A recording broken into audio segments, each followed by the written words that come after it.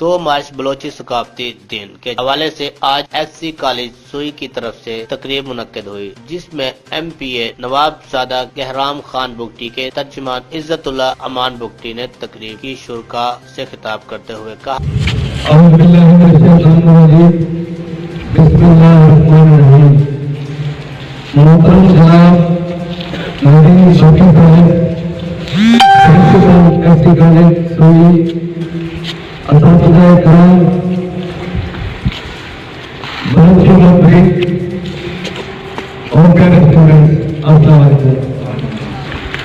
मैं यहाँ पर आए हुए तमाम मौजूद दोस्तों का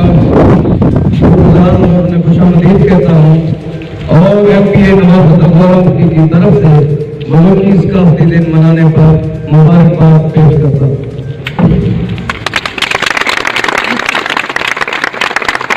दरअसल बलोची कल्चर डे मनाने का मकसद दुनिया को बलोची सकाफत अदम और अफवाद का पैगाम देना है। बलोची कल्चर डे मनाने का मकसद आने वाली नस्लों को नस्ल अव्वल का सुनहरे दिन का पैगाम देना है। झूठ बोलने, आपकी ज़बान, रस्म व रिवाज, रवायात, सकाफत की कदर करती है और दुनिया में हमेशा याद रखी जाती है और तारीख हमेशा उन्हें अच्छे लफ्जों और सुनहरे लफ्जों में याद करती है।